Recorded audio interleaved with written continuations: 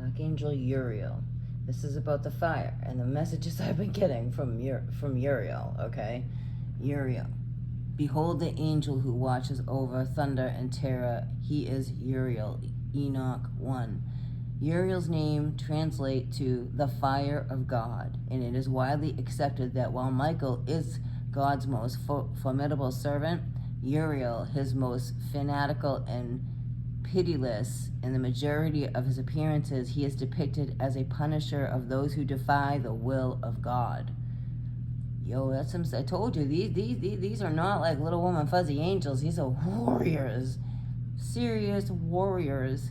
Uriel's name has been spelled in many ways and translated into many different meanings, including Suriel, God's command, Phanael, face of God, Sariel, I'm not going to get into all that, Zachariel, and Serakiel. He is the angel of storms, and all manner of hail, fire, thunder, lightning are at his command. He exercises powers frequently and reveals in his domain according to the Apocalypse of St. Peter. Oh, well, which room did they open? St. Peter.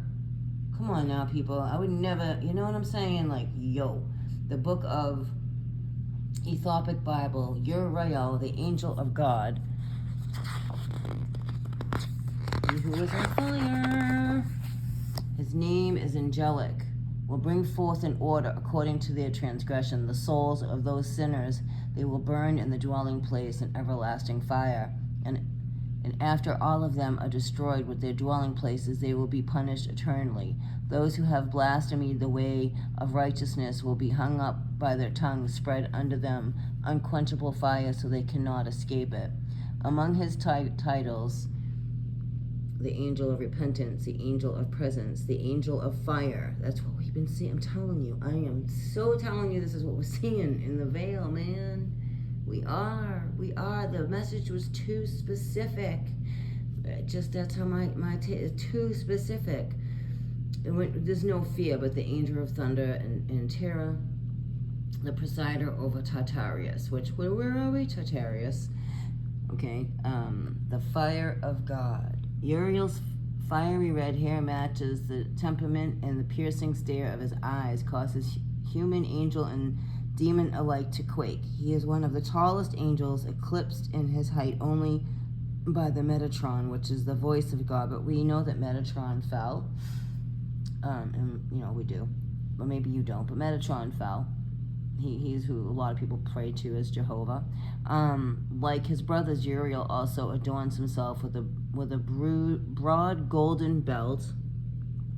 His name is transcribed on the belt in angelic script as the fire of God. Uriel wears only lightweight copper chainmail into battle, and he rarely engages in a singular combat, while other archangels carry heavy weaponry to wade through the enemy lines and cut down opponents. Uriel uses a longbow and soars above the chaos of the battlefield. His tactics are brutal and as simple as assassins. He unerringly locates his enemies and slays them with deadly force and accuracy. On the very rare occasion when he enters into a hand-to-hand combat, he will use his huge sword that he imbues with his divine flame. He believes that one's actions are more important than words, thus he rarely speaks, unlike the other archangels who are often seen without their weaponry. Uriel's long bow never leaves his hands. And it goes into more, but I just wanted to touch base about Uriel, the fire of God, because we are seeing this in the veil, and we are. If you want to think that just comets and debris, cool, but I don't. I really see the angels. I really see the divine. I really see the divine, battle going on through the ethers. We have snow in places we're not supposed to have snow, and you can look at that as, 3D, they did it for a reason, though. It's for a reason. They're always hiding. They don't want you knowing this. They don't want you knowing. Do you really think they want you knowing this? They just want you reading it and obeying and not seeking truth and not seeing through the illusions here. But hey, that's just me and my take on things. You believe what you want. But we got Abel here. I'm gonna see. There is only one heavenly sound that strikes the legions of hell with a palpable fear, and that is the war cry of Uriel. The Archangel of Vengeance. When Uriel announces his presence on the battlefield, he does so with righteous authorities, striking through the skies as one of his own flaming arrows. He renders the air with a thunderous bellow and crescendos to a jagged shriek of lightning striking steel. Uriel is charged with being the guardian of the lost Garden of Eden, standing at the gate of the shattered paradise, and he brandishes his fiery sword and allows entrance to no one. His brother Raphael is also within sight, and the healing archangel stands guard at the tree of life. Lost wanderers or seekers of the past will occasionally breach the thick surrounding forest, approach the gate to Eden, only to be driven off by Uriel, the war cry and the flash of the blazing long sword.